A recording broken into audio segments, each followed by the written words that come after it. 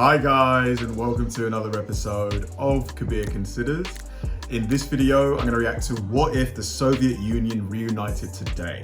Now this, is going to be a really interesting one because we all know what's happening in Ukraine right now, and a lot of people theorize that Putin has delusions of recreating the Soviet Union, or at least basically taking back some of the territory that belonged to the Soviet Union, which included Ukraine. I'm not sure if he's going to be successful in that. It seems that they're at a bit of a standstill. The Ukrainians are doing a fantastic job of holding the Russians, in place, but nobody knows what the future holds. So I'd love to, this video is by Real Life Law. He does a great job in these explaining these sorts of fairly complex topics. So I'm interested to see where this thought exercise is going to go. So yeah, let's do it.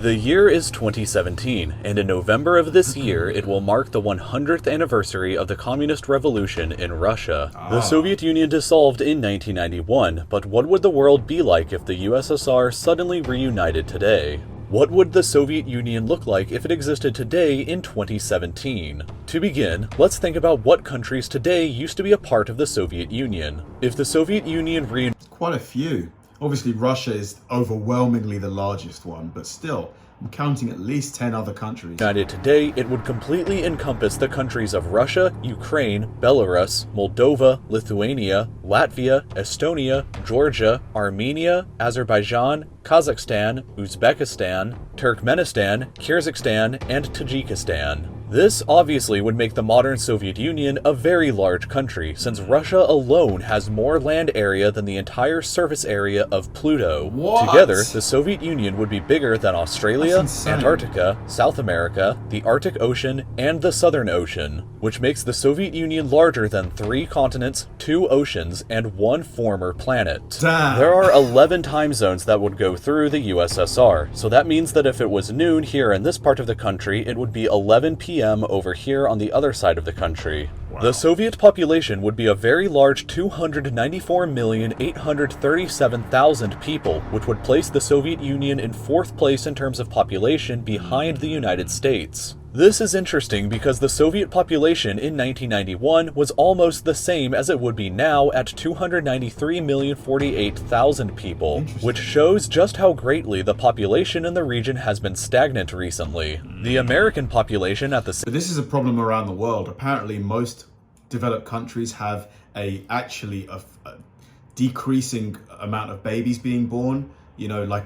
Population stagnation is a real problem. Same time in 1991 was 248,710,000 people, which was smaller than the Soviets. But in the time since, the American population has greatly increased to nearly 319 million people. A majority of the people living inside the USSR would be ethnic Russians at about 46% of the population, with sizable minorities of Ukrainians, Uzbeks, and over 100 other ethnic groups. Russian would be the dominant language of the state just as it was during the Soviet times, as 58% of the population would be capable of speaking and understanding it. Russian would likely be the sole official language within the country, and a return to communism would have to take place in order for a true recreation of the Soviet Union to be possible. The Communist Party of the Soviet Union would be the sole legal political party within the country and would possess a monopoly on power. A return to state-sponsored atheism would be enforced, where believers would be free to practice their faith in private or in designated religious buildings, but all public displays of religion outside of these designated areas would be forbidden. Interesting. I would have thought that the Soviet Union would be Catholic or something like that. I had no idea that they actually encouraged atheism.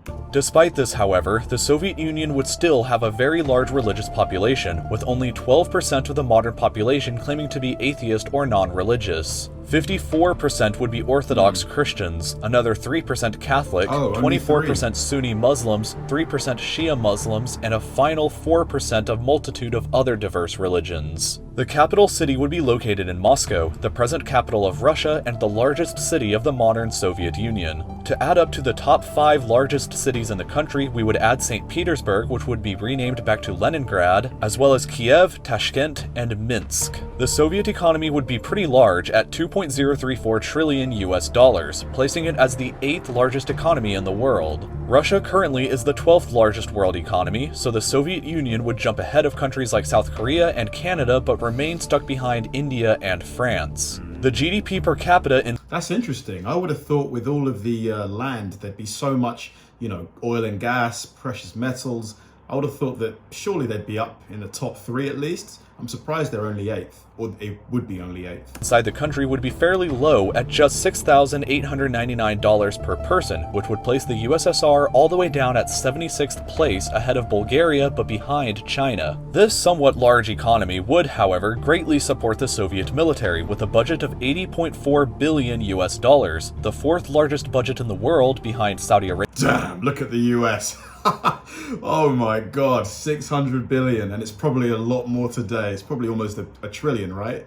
What is the US budget for military? Arabia, China, and the United States. What the Soviets would lack in funds, however, they would make up for in sheer size with a force of 1,436,000 active duty soldiers, the second highest number in the world behind China. But the USSR would have an additional 2,884,000 soldiers placed in reserves, giving the Soviet military a potential size of 4,320,000 soldiers in the event of mobilization, a force almost as large as the entire population of New Zealand. A fully mobilized Soviet military would be about the same size as a fully mobilized Chinese military, and would be 42% larger than a mobilized American military. The Soviets would also possess the largest nuclear arsenal in the world, with 7,300 warheads compared to just 6,970 American warheads. But when you get into these kinds of numbers, it's kind of negligible, because you probably need maybe 10% of these to end the world anyway.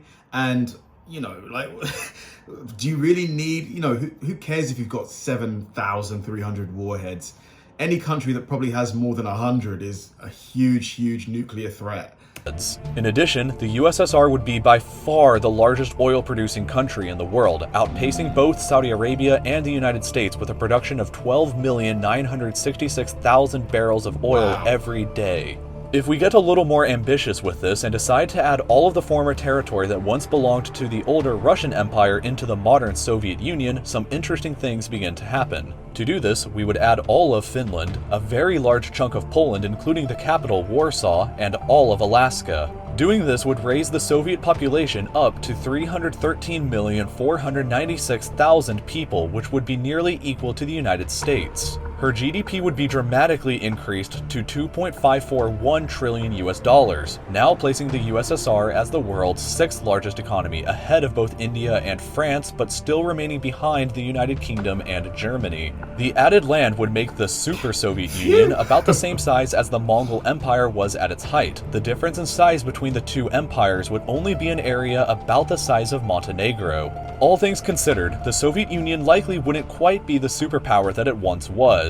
It would have the largest nuclear arsenal in the world, the 2nd largest conventional military in the world, and would be the world's largest producer of oil, but would be shackled by a struggling economy and a stagnant population growth. The United States and NATO would almost certainly be hostile to a resurgent Soviet Union, so the USSR would have to seek allies elsewhere in Asia and Africa. China. It would likely be the cause for resuming the Cold War, or the start of a Cold War II that could have global consequences. The Soviet Union's very geography would likely determine how she would interact in the modern world. But the thing is, it's like, is it fair to assume that, hypothetically, if the Soviet Union reunited, that it would be, hostile to the rest of the world? I know maybe it's wishful thinking, but they might just coexist peacefully. I don't know. I'm just playing devil's advocate here. The Soviet Union's expansion was partially a move to spread the socialist revolution, but it was also a bid to protect Moscow. You see, every bit of Russia's border is protected with geography, except for here. This is the Northern European Plain, a flat 300-mile wide stretch of land that funnels an invading Western European army right up to the gates of Moscow. By gaining influence in Eastern European countries, the USSR was able to create a zone of buffer states between Moscow and Western Europe. Not only is the Russia of today weakened by its lack of buffer states, but it is also condemned by its geography because it has no ice-free deepwater ports with direct access to an ocean. That means it's hugely expensive to ship Russian goods out of the country, and their navy can't properly function without the permission of NATO countries and allies. I talk about all of this in much more detail in my video over at Wendover Productions, which you can find here. Please make sure to go. Really interesting. It's interesting that, you know, considering Russia can't easily export its products to the rest of the world, I would have thought that the pragmatic approach would be to, you know, create good relations with, you know, the rest of the world, just so that, you know, in terms of you financially strengthening yourself, it would be easier. If you're hostile with the rest of the world, why would the West make it easy for you to sell your products? And obviously that's the way you get rich as a nation, by exporting stuff.